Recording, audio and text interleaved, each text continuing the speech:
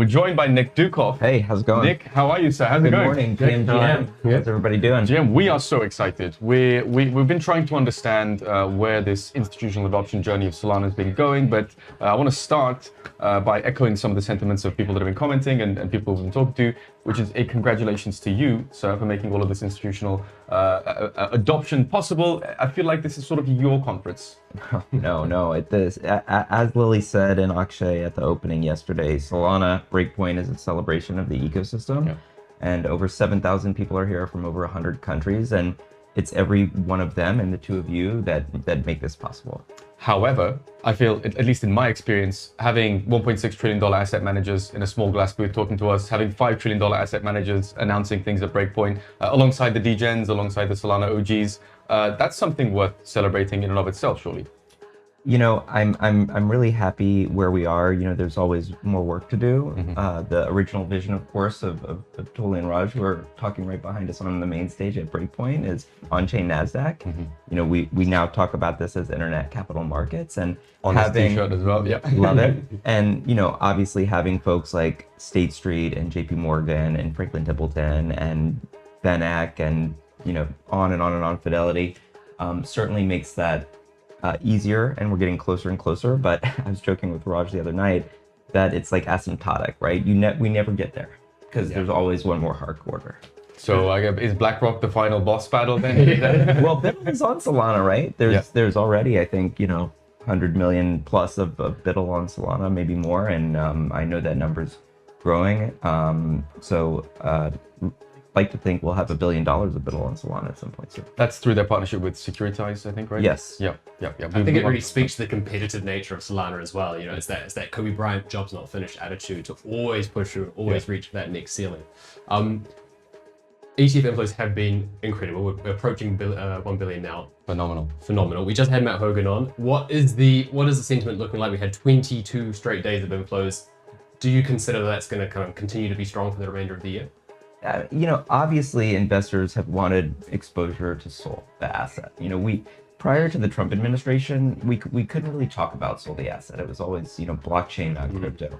And obviously this has been an incredible year for Solana on so many different dimensions, on the tech, on the ecosystem, you know, institutional adoption, but also with Wall Street now bringing the asset, you know, to the mainstream, you know, retail and institutional customer base via ETFs has been huge. And of course, Bitwise was the first out of the gate. They were really clever in the way that they did that during the government shutdown, which was freaking awesome. And it was just such a special moment to be there to ring the bell with them. And Tuli and Raj came in to New York for that, and then you know followed that up with so many more issuers, Grayscale and Franklin Templeton and Van Eck and Fidelity.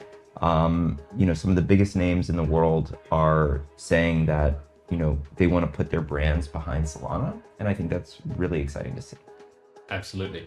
A big part of it, though, because, you know, Solana Foundation has been there obviously since the beginning. They were very deeply involved in the DeFi side and the on-chain side and that very retail user-based side. And we're almost kind of veering away to that into a more institutional focus. So how do you kind of bring balance between the two worlds and ensure that Solana is still for everyone in that environment? Yeah, I mean, I think everyone includes retail and institutions, right? Everyone is everyone. You know, when we talk about, you know, our vision, all assets, everyone on Earth, single liquidity venue.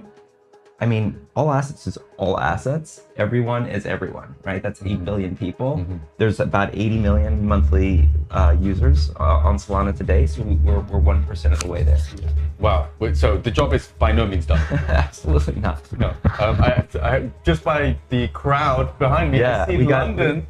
Yes, I see London one time. Can we leak this? I feel like no, it's London Breakpoint 2026, mid-November. You know, during my birthday as well. Bring your umbrella, but it's going to be amazing. Yeah. Exciting. London 2026. You heard it here first. If you're watching this live, super excited for that. We were trying to speculate. So before the live stream started, before the main stage discussions were on, we heard them talking. They mentioned the word California, and we thought, oh my God, is it going to be California? We don't particularly want to fly to California, do we? But London is a lot more accessible for us. We live in Europe, so I think we're very happy about that. Yeah, it's going to be awesome. I mean, every year this conference just gets better and better, right? I mean, to think about where we were after FTX to 2023 in Amsterdam, which just really felt like a much, kind of smaller, more intimate. But still, I think there were 3,000 people there last year. In Singapore, I think we had close to 5,000, and now this year with 7,500 here in Abu Dhabi from all over the world. It's just incredible to see. Yeah. So one of the big narratives that we've had through 2025 has been RWAs, and you've played a critical role in that in bringing treasury funds on chain. The market is exploding for RWAs on Solana, but we're still leagues behind Ethereum in that term, in terms of TVL, in terms of adoption. How do we broach that gap? Is it a question of time? Is it a question of trust? How do we catch up? Yeah, I mean, so obviously Ethereum has a 5-year head start on Solana on all aspects. That said, there wouldn't be Solana without Ethereum, right? If there wasn't the first smart contract chain, there wouldn't be the best smart contract chain, which is Solana. And so I think, the RWA is growing very fast. I suspect we'll be in the billions for sure next year. Just to talk about, a couple of the announcements yesterday, State Street issued a liquidity fund on Solana, tokenized by Galaxy. And the exciting thing about that is State Street is what's known as a GSIB, a globally systematically important bank. And they chose to issue on Solana first. It's actually the first time a GSIB has chosen to issue on Solana prior to either their own private network or Ethereum. And so I think that just shows that Solana is now in that pantheon with Ethereum as like the most critical infrastructure for institutional use cases. And then later yesterday, at the close of business New York time, while we were out, hopefully enjoying ourselves with others in the community. We were right talking to Mike Reed from Franklin Templeton. Awesome. Mike is a good friend. Absolutely. Love Mike. Thanks for doing that. JP Morgan announced that they did a $50 million commercial paper trade on Solana mainnet. And the reason that's important is JP Morgan is the largest bank in the world. Not only are they the largest bank in the world, they're also incredibly sophisticated with respect to blockchain. They have a huge team, previously called Onyx, now Connexus, where they built their own private blockchain. And yet they chose to do this trade on Solana. And I just think that shows that if it's good enough for JP Morgan, it's good enough for literally every other financial institution in the world. Particularly considering Jamie Dimon's extremely hostile statements in the past. He's come around. And if he can change his mind, surely we can make miracles happen in this ecosystem, right? The famous IBM saying nobody got fired for buying IBM. Nobody got fired for tokenizing on Solana. And now I think more than ever, we're here, we're ready, we're going to see more institutions choosing to build on Solana. But we're just getting started. I want to talk about tokenized equities. We said tokenization there a few times, so I'm triggered by this. Now, the context for my question is that 95% or up to 95% of tokenized equity volumes have been on Solana in recent times. Obviously, Solana is much more of a retail-focused chain than others. But if we talk about tokenization, we talk about RWA proliferation. In the same breath, we often talk about institutional adoption. So we've been asking a few of our guests. We've got some interesting responses. To what extent are we sort of losing that retail focus when we bring institutions on board? I think it's and. You asked a similar question earlier, and I don't think this is a tension. I think this is an and. And if you think about how markets work today, look at the success of Robinhood, right? Mm-hmm. That is predominantly a retail trading application. For brokerage, when you look at Fidelity or Schwab, those are both institutions and retail, right? And ultimately, folks are buying and selling NVIDIA or IBM or whatever stock every single day. And, there's institutions on one side of that trade, retail on the other. And so I think it's both. I think you want both. And I think the cool thing about Solana is it's the only chain that has both institutions and retail.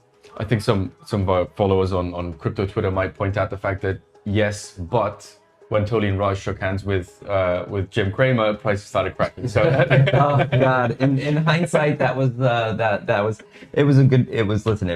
good for the lore. Yeah. It was a good photo op. I think not great for our bags. No, but I think we're steering away from crypto Twitter being this barometer of what is the common sentiment towards crypto. Yeah. I think that maybe that was the case 4 years ago, but I think our vision has expanded since then. Yeah, absolutely. We're definitely moving in the right direction if you ask me. Project Crypto. the SEC. Do you feel strongly about it? Obviously, we've come such a long way since Gary Gensler's extremely combative regime, where people were getting, debanked left, right, and center. Businesses were afraid to operate in the US. They were moving overseas to places like this, where the VARA, the Virtual Asset Regulatory Authority, and the ADGM were a lot more welcoming, a lot more collaborative. We've obviously moved beyond that, but how exciting is Project Crypto to you? I mean, it's insanely exciting. To see where we are today from where we were a year ago is just incredible. And the SEC issued a no action letter to the DTC just today, allowing them to now move forward with tokenizing everything in the US. The DTC settles $4 quadrillion worth of public equities trades a year. It's a lot of zeros. And they have folks here at Breakpoint. So they're experiencing, everything that Solana has to offer. And I think, I'd love to be able to say, one day that, you see more and more of not only US public equities, but global equities trading on Solana. Remember, all assets mean all assets. So the ADGM was on stage yesterday. I'm guessing you've had conversations with representatives from the ADGM. They were also sponsoring the Abu Dhabi Finance Week event that we were at a couple of days ago. I assume you were there as well. Totally was. Soulmate had its own sort of booth, marquee there. I thought it was fascinating to see the amount of Solana representation at an event like Abu Dhabi Finance Week, which is such a TradFi institutional and regulatory focused event typically. How do you feel about that? The amount of Solana representation there? I mean, it's just incredible. I pinch myself every day. It's like hard to believe where we've come as an ecosystem. But just think about it. There's 105 countries represented here at Breakpoint. That means that there's 105 countries with people that are shilling Solana. And so Solana is global as well as local. So here we can come to Abu Dhabi and Dubai and see Solana represented strongly here. You could go to Singapore, you can go to London, you can go to New York, you can go to San Francisco, you can go to virtually every major city in the world and over 100 countries and see Solana represented there. And, I think it's our job, to continue to, bring more along the journey. Because once somebody uses Solana, and even if they're not knowing that they're using it, they feel the speed of and power of a financial internet, and I think that's the vision for what we're trying to build.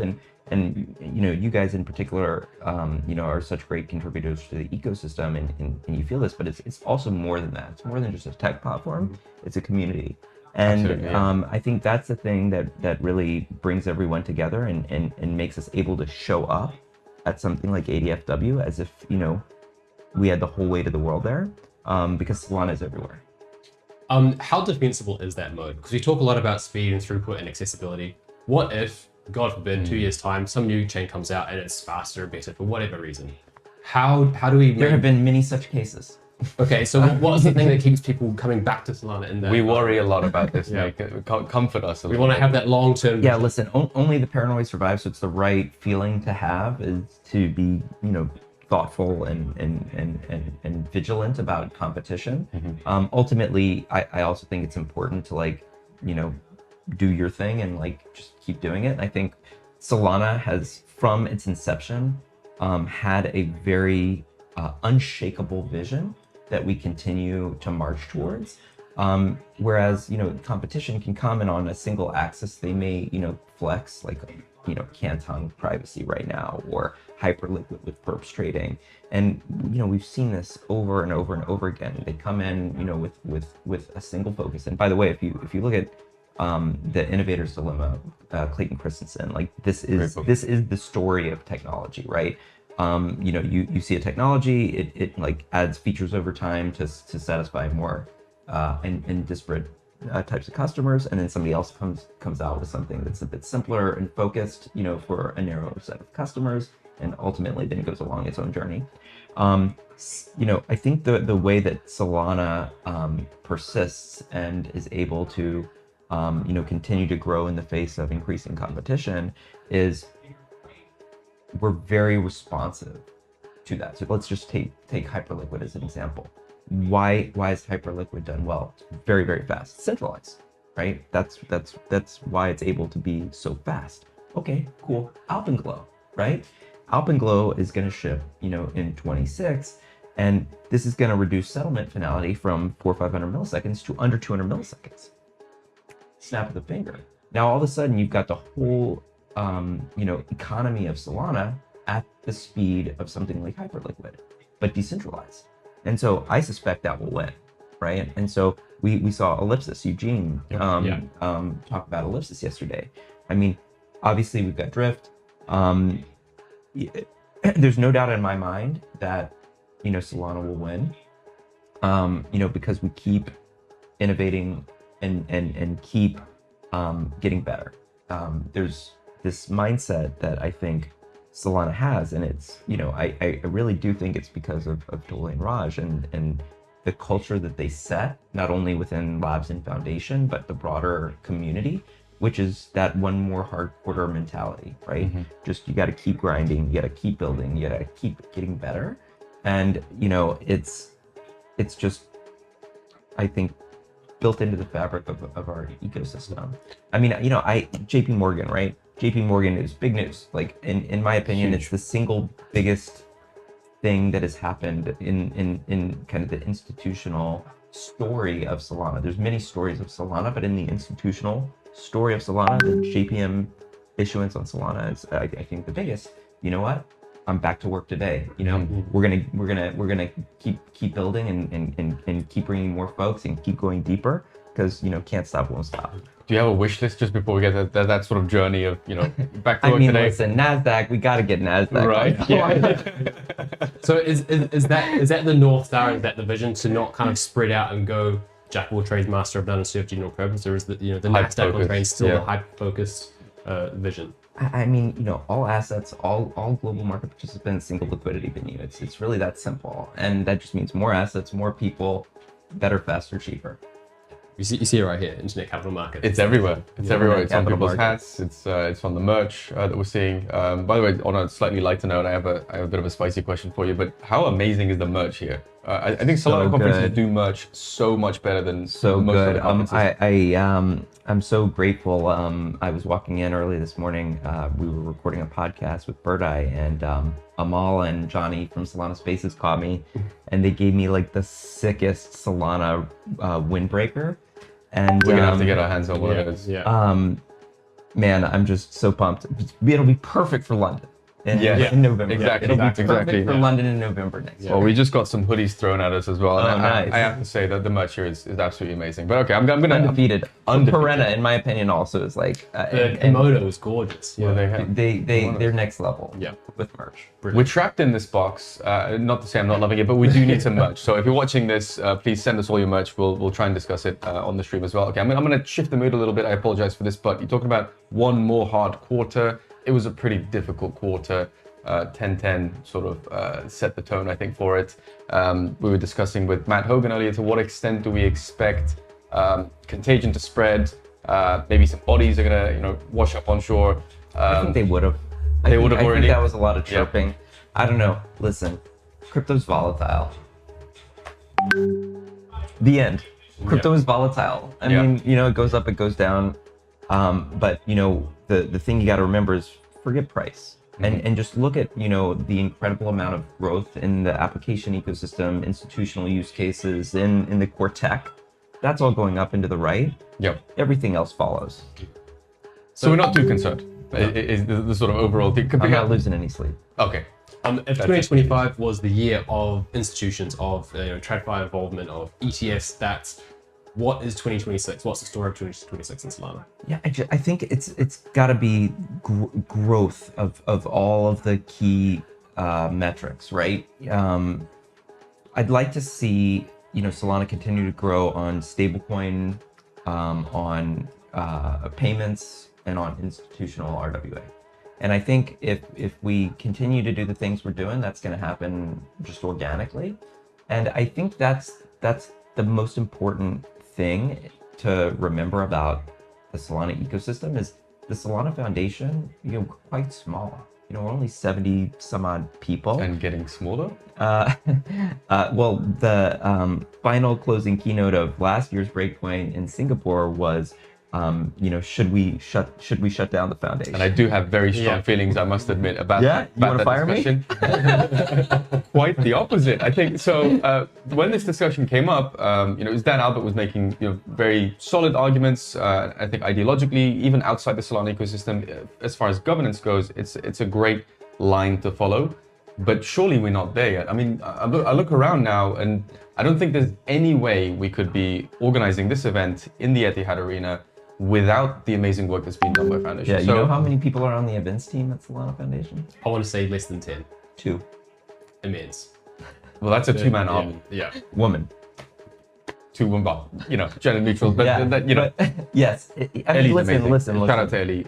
This is absolutely insane. Incredible. The GOAT. She's amazing. But Amy too. But the thing about the Solana Foundation is we want to have the widest thumb on the scale possible. And Toli was just saying, he's like, listen, I hope next year I don't have to be up on stage at all.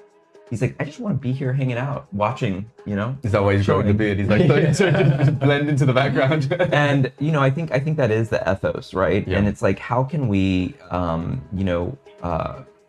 contribute, but have it compound organically, right? How can we, kind of maybe slightly, kind of nudge something in a direction that can then, kind of take on a life of its own. But that's always the goal is, how can we grow, help the ecosystem grow, while having, the lightest thumb on the scale possible. So if we take that into the account of the jobs not finished mentality, what does Solana community need to do to kind of carry that torch and relieve some of that? You're doing it, honestly. You're doing it. You're showing up. You're building. You're shilling. Just keep doing more of it, and we've got to keep bringing more and more people into that ecosystem. 80 million is great. I want to see 800 million. I want to see 8 billion.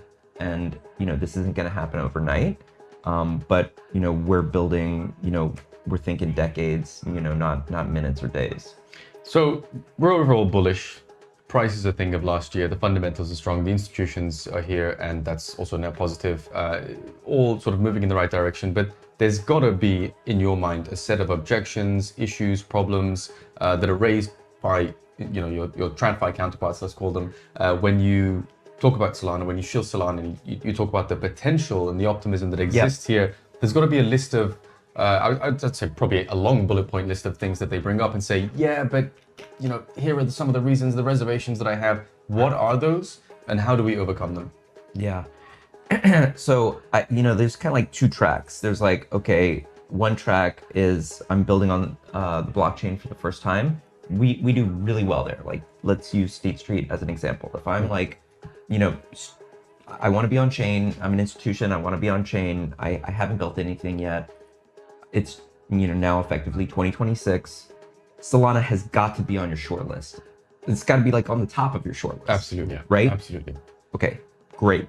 The good news is there's way more institutions that have not done anything than those that have. So first of all, we are incredibly well positioned to win the huge number of institutions that are just coming on chain for the first time. And that's larger than the number of institutions. Way larger. Yeah.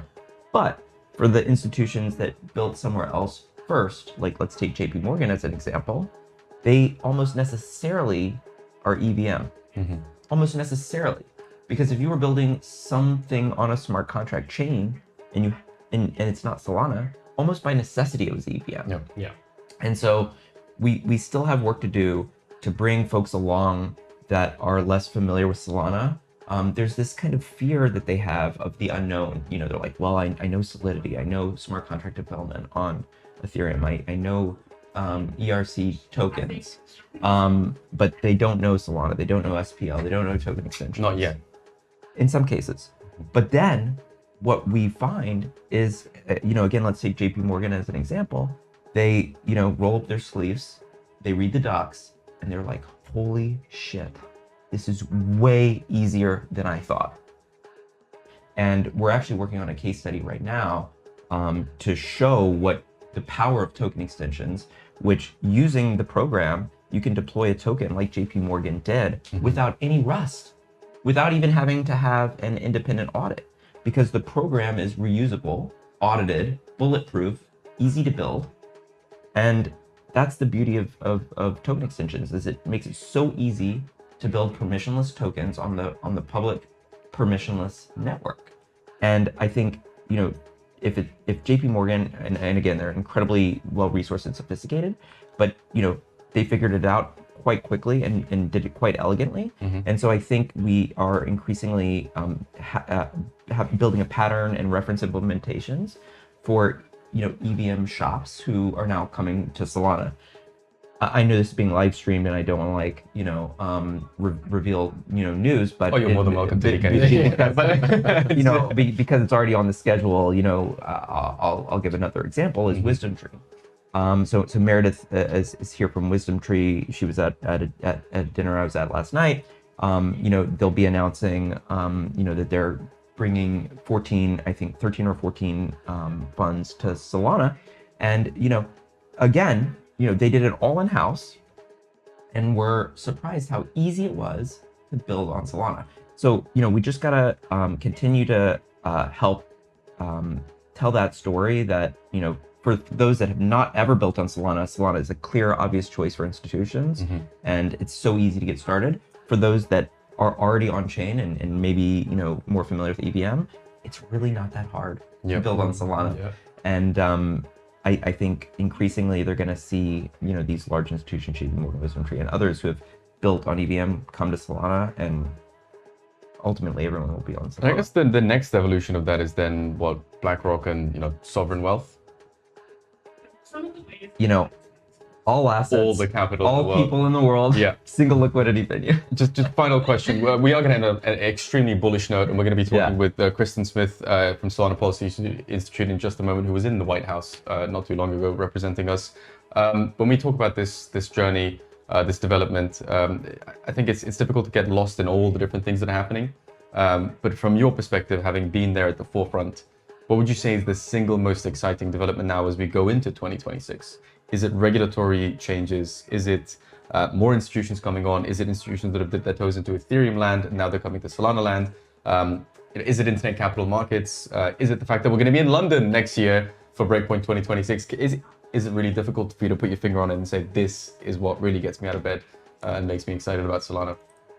Man, there's so many things. That's why it's a tough question, and we want to know. I think, you know, we've been hearing, you know, for quite a while about Firedancer.